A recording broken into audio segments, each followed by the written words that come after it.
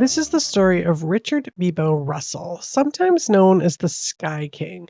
Now, full disclosure on this story, it happened right in the middle of everything that was happening with Taylor. So I wasn't really paying attention to the news or like really anything other than Taylor at that time. So I was completely oblivious to this story. And I only heard about it a few years ago.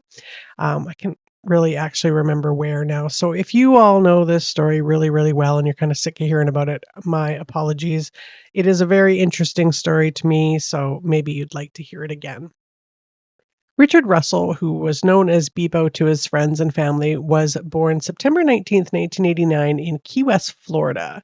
And then his family moved to Wasilla, Alaska. Now, why you would move from sunny Florida to Alaska, I don't know. But Richard loved the outdoors, so he just really thrived there. Like he loved camping. He was a video game kind of guy. He was extremely outgoing. He was an athlete at Wasilla High School. He ran track, participated in wrestling. He was known as a little bit of a class clown, but he was also just really sweet and caring and very respectful. He was heavily involved in his church. He was popular in school. He was just this really positive spirit, very fun loving. He sounds like he was just a real blast to be around. He was very close with his only sister, Mary. He must have been pretty good at football because he played for a season in North Dakota for the Valley City State University in 2008. And then after high school, he moved to Coos Bay, Oregon to go to school. And that's where he met his wife, Hannah, at a campus Christians group meeting there. And both him and Hannah liked to travel and baking, and they considered themselves like bakery connoisseurs. So they were always trying new pastries and just all the different bakeries wherever they went to travel to. And they went in 2011. They opened their own bakery called Hannah Marie's Artesian Breads and Pastries, which was quite successful. They sold the bakery in 2015. They moved to Sumner, Washington to be closer to Hannah's family there. He filled his Facebook page with, he had a YouTube channel as well with all kinds of photos, videos of their travels, just everyday life. He had a really great sense of humor. He was always cheerful. In one quote, he said, "In this season of life, we enjoy exploring as much as possible, whether it's a day or so trip to one of Alaska's airlines destinations or visiting a new area of Washington." So he enrolled in Washington State University and moved there to finish up his degree. He was active in his community. He served as a leader at Youth Life, which is like a youth ministry. His wife Hannah said of him, quote, "He was very, very friendly, automatically willing to bring anyone in. A lot of the people he was helping were troubled kids," end quote. So after moving to Washington, Russell got a job as a baggage handler with Alaska Airlines at the SeaTac Airport. And this was a great job for him because it gave him the opportunity to travel to lots of different places because, of course, they give you a discount.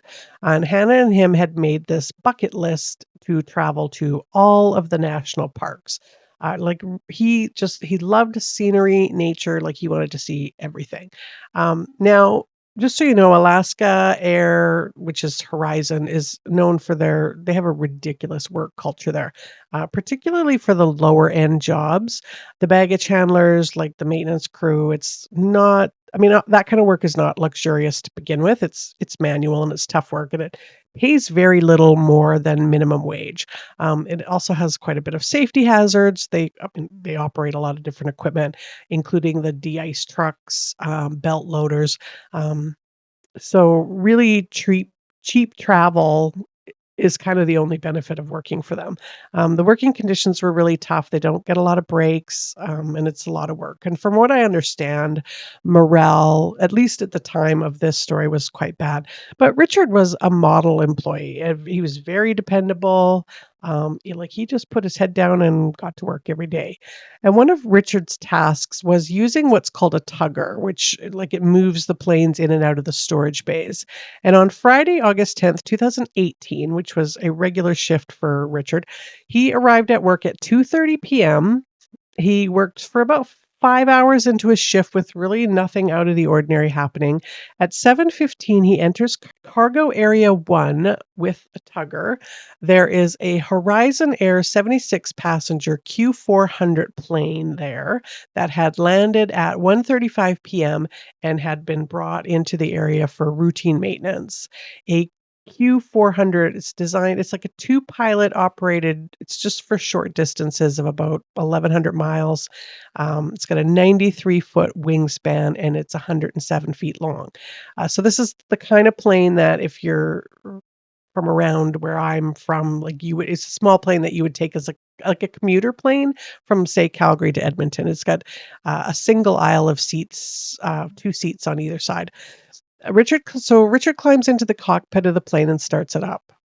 He then climbs back into the tugger and then moves the plane out to the lineup on the runway. No one notices this or tries to stop him. And at 7:32 p.m., the plane takes off from the SeaTac runway. So air traffic control starts to freak out and is trying to get him to identify himself. Now, what they didn't know is that he had no idea how to even use the radio, let alone interpret what they are saying in air traffic control, the lingo that they use.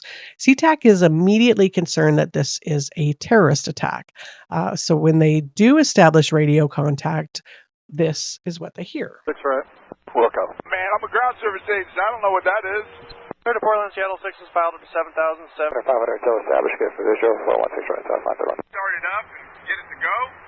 A couple hours, I guess. But, yeah, I wouldn't know how to land it. I wasn't really planning on landing it. 61, maybe. Or is there some guy who knows all about it? Cover 6712, Steel Tower, and 16 right, clear to land. 16 right, clear to land, comes 6 off. Knows how to fly one of those aircraft, but we'll see what we can do and get you in contact with somebody. Alrighty, yeah, I just kind of want to do a couple maneuvers, see what it can do before I put her down, you know? 65, yeah. And so I can reach out to you a little easier. A little bit. I'm sorry, say that again? Sorry, my mic came off. I threw up a little bit. You know, hold on. Shoot. Man, I'm sorry about this. I hope this doesn't ruin your day. The final of Alaska, 435 2. Just flying the plane around, you seem comfortable with that? Oh, hell yeah, it's a blast, man. I played video games before, so I know what I'm doing a little bit. So the video games that he's talking about are actually flight simulators, which are way too realistic these days for their own good.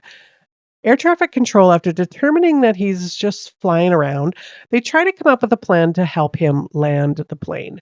But they're still concerned about what his intentions are. So they direct 2 F-15 Eagle fighters to kind of follow closely behind him. So an F-15 is a military fighter.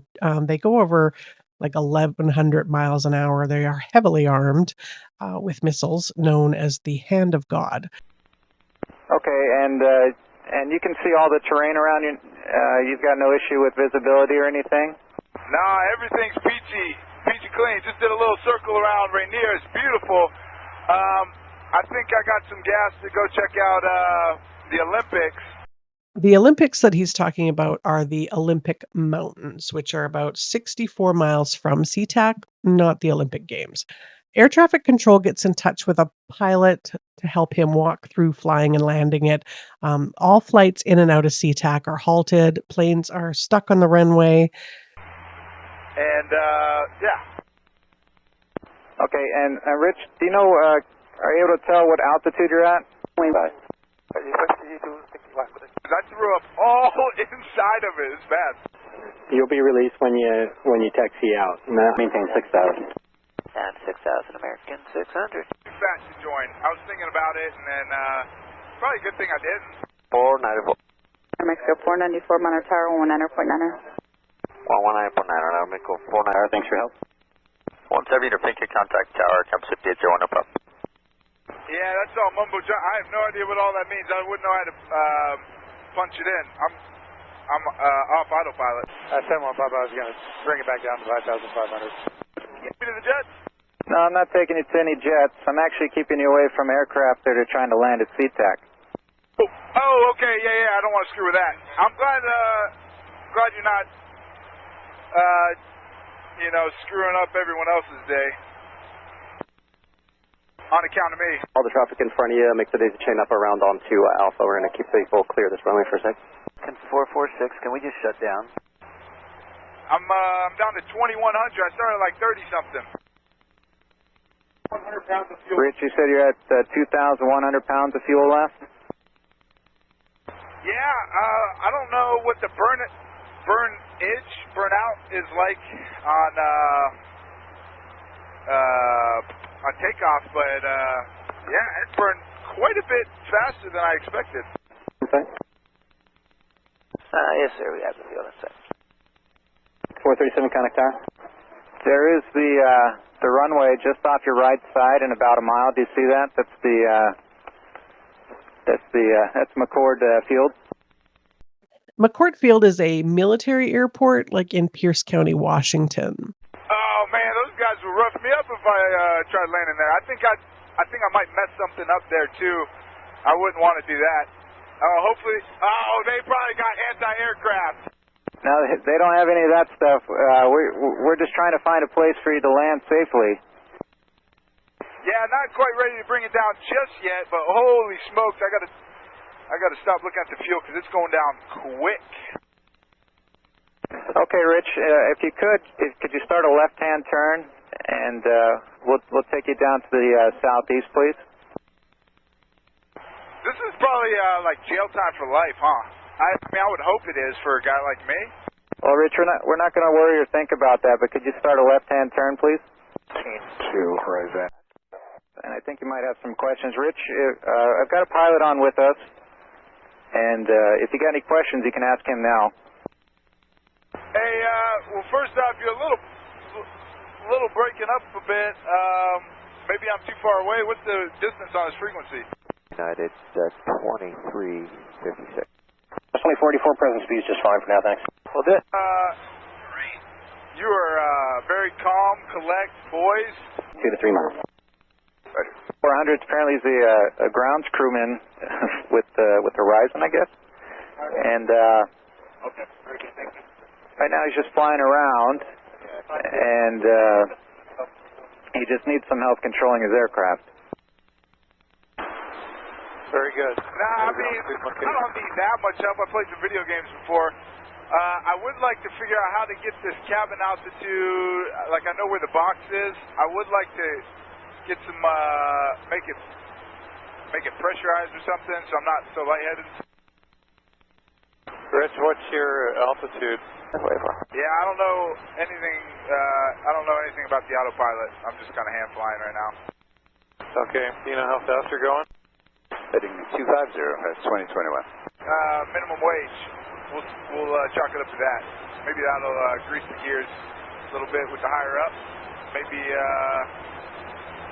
yeah. That is 252.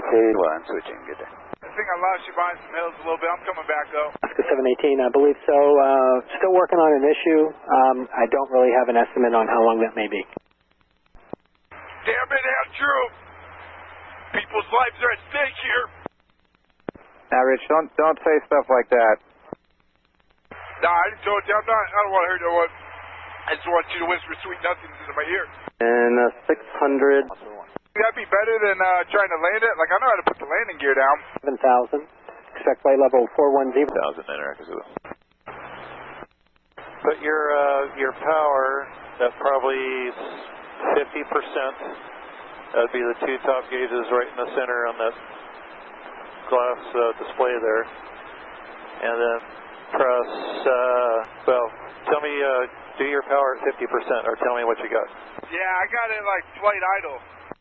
Well, that's too slow. Bring it up to like 50. 80 of you, Bravo Rams, have this 20 SM2. Other side on the bottom it says HDG and it's got a little blue M on it. You can crank that around and you know what, tell you what, let's just do this. Push, you see the HDG button right by that little thumb wheel? On pop across. 0 maintain 6,000.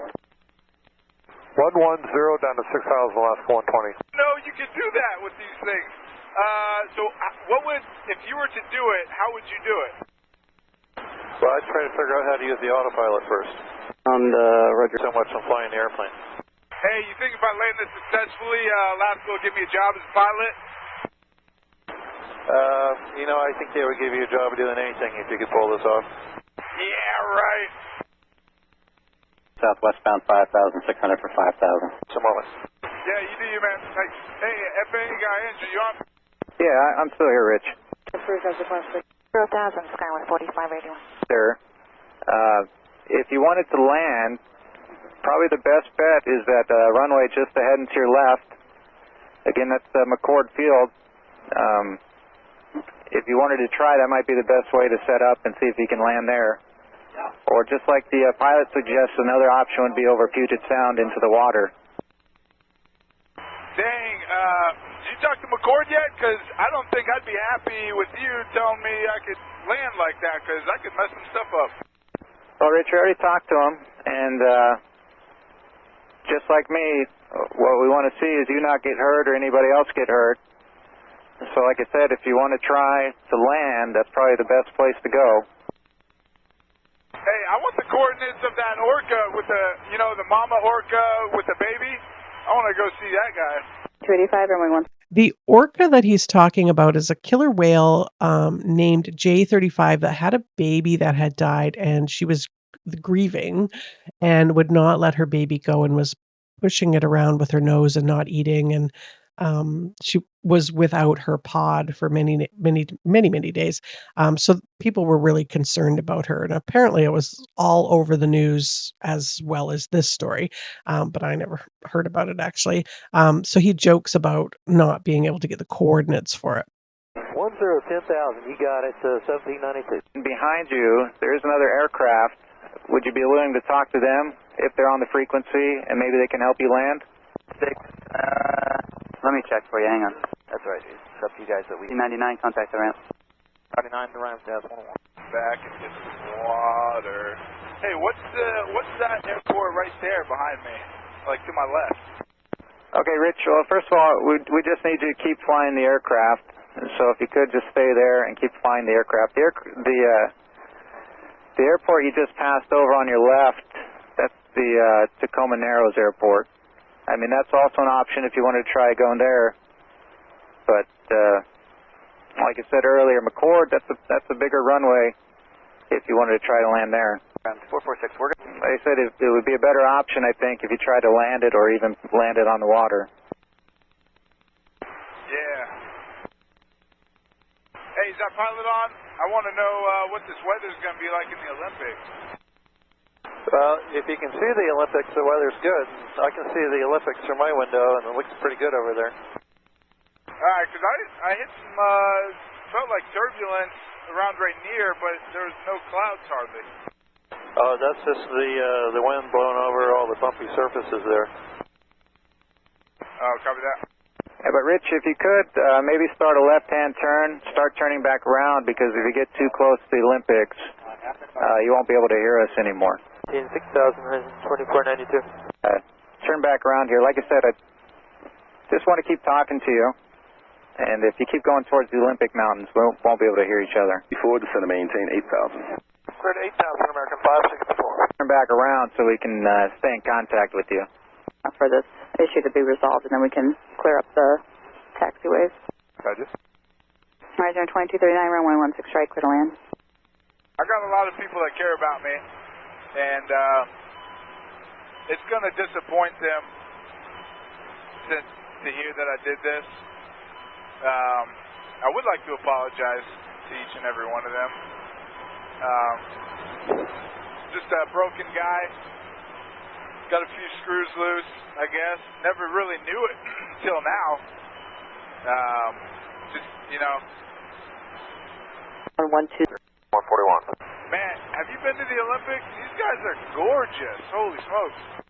Yeah, I have been out there. It's always a nice drive. I haven't done much hiking over there, and but if you could start a left turn and turn back towards the east. I know you're getting a good view there, but If you go too much further in that direction, I won't be able to hear you anymore. Alright, hey, pilot guy, can this thing do a backflip, you think? Let's go step out the right. I'm gonna land it, in a safe kind of manner. I think I'm gonna try to do a barrel roll, and if that goes good, now I'm just gonna nose down and call it a night. Well, Rich, before you do that, let's think about this. I got another pilot coming up, Pilot Joel, here in just a minute or two, I hope.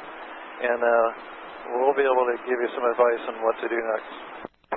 The Mariner arrival landing southwest. Heading 270, is 21 on there. Just kind of lightheaded, dizzy. Man, and you know, the sights went by so fast, too. I was thinking, like, I'm going to have this moment of serenity, you know, I'll be able to take in all the sights. There's a lot of pretty stuff, but I think they're prettier in a different context.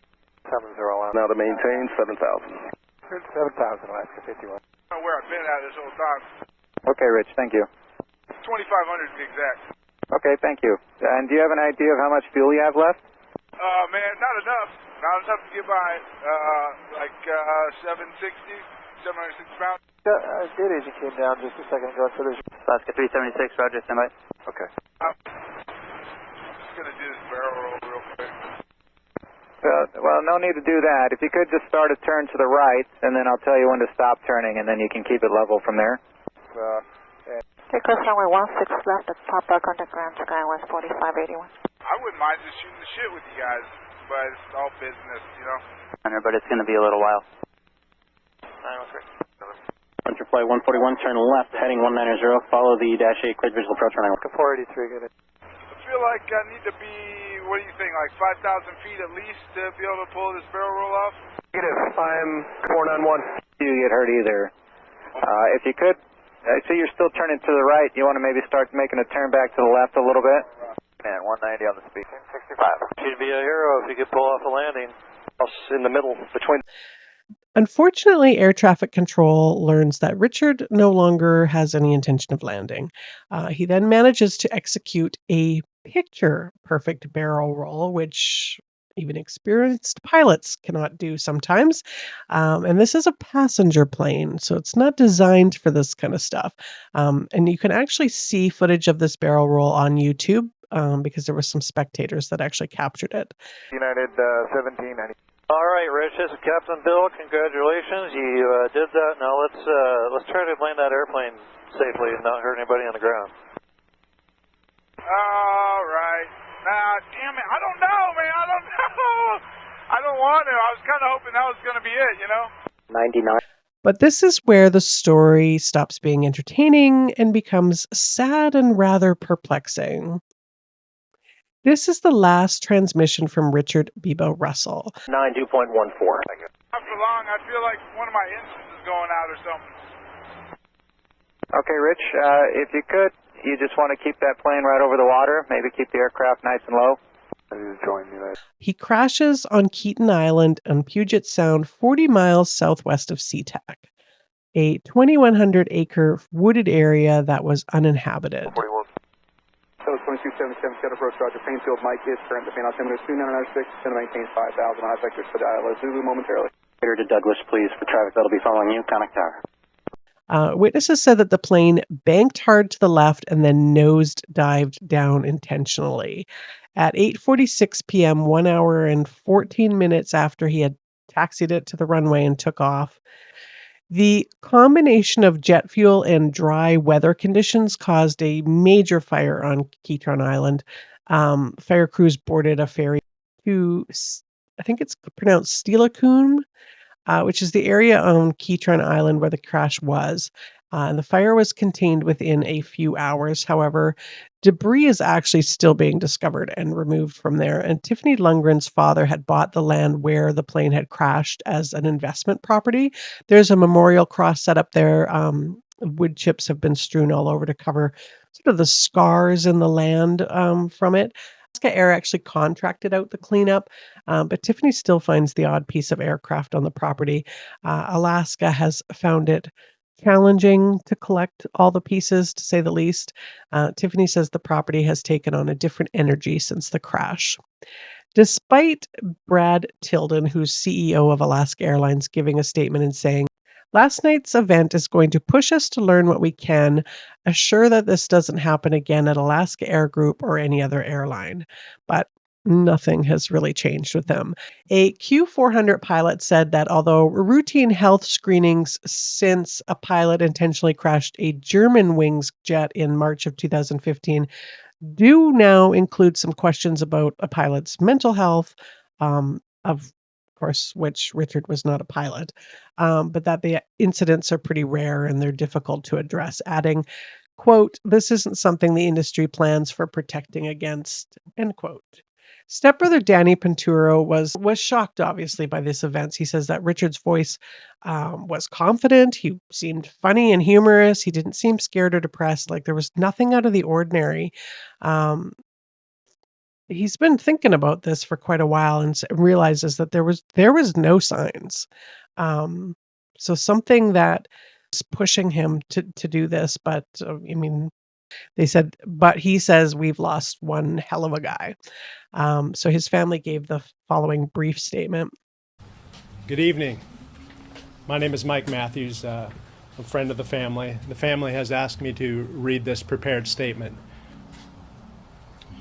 On behalf of the family, we are stunned and heartbroken. It may seem difficult for those watching at home to believe, but Beebo was a warm, compassionate man. It is impossible to encompass who he was in a press release. He was a faithful husband, a loving son, and a good friend. A childhood friend remarked that Beebo was loved by everyone because he was kind and gentle to each person he met. This is a complete shock to us.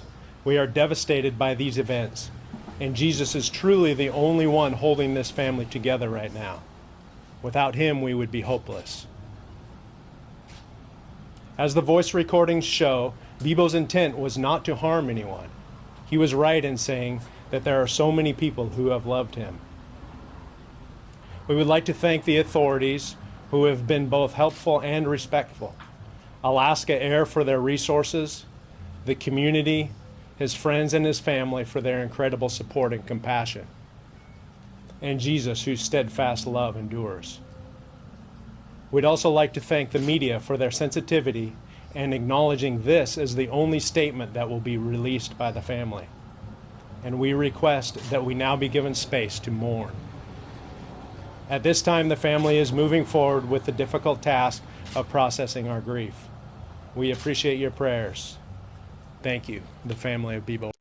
So I wasn't able to find the actual sentence for stealing a commercial aircraft, but disruptive behavior, if convicted without the use of a firearm, is a minimum of 20 years in prison if it's found to be a violation of federal aviation laws. The entire SeaTac airport was disrupted, so I guess this would count as that. Hijacking a plane is, of course, life imprisonment or the death penalty. So chances are Richard wasn't going to be getting out of this with his life anyways. Richard has since this incident become a bit of a legend for going on such a spectacular ride at the end. The story is found to be entertaining, I think, to most people, obviously, except for his family, who continues to try to come to terms with the Richard that they knew and then how things ended. There's a tribute page on Facebook. There's an anonymous poster that says, "This page is dedicated to Richard Russell, aka Beebo, aka Sky King. If you found yourself here, it's likely this story has captured you in a way that most stories don't. His story has resonated with a lot of people. It's likely that you too feel an affinity with him, his final barrel roll as he made his departure with a last great gig in the sky, not wanting to hurt anyone else. I'm here to commemorate and understand, not glorify. It's been haunting me because I feel I understand him and have experienced the same pain. I've felt connected to Beebo since hearing the chilling audio and learning all about his story. I feel like I'm trying to mourn someone I never met. I'm unsettled that the air traffic controllers didn't seem to quite give him an ounce of the humanity he was looking for with his sarcastic jokes. This page will be dedicated to his memory and sharing details of the events of August 10th, 2018 to get a better understanding of him and of the mental illness that plagues so many. Don't be so quick to call him crazy, though. It's more so he saw the truth so many fail to see.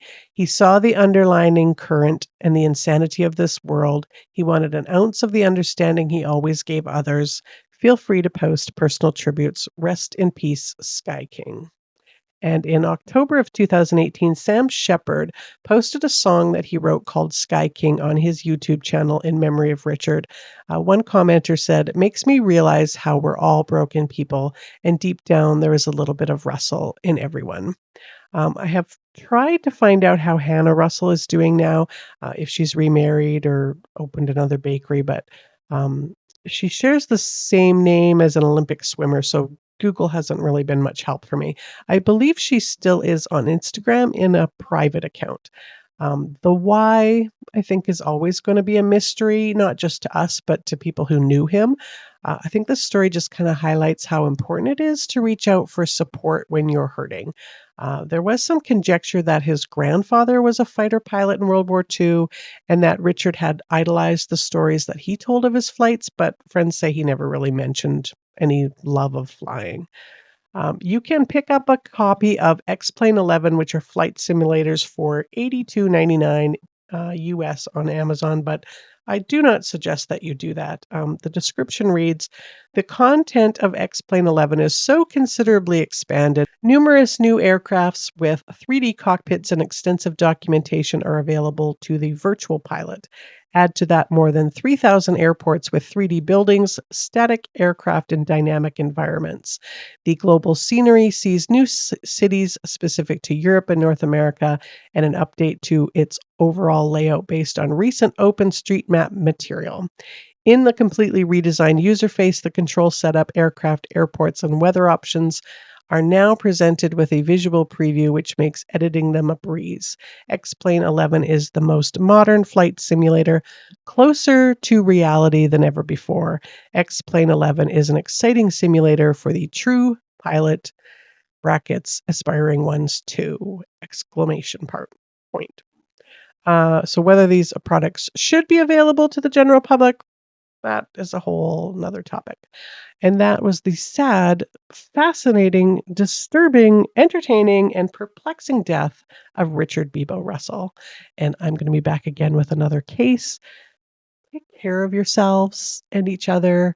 And thank you so much for watching.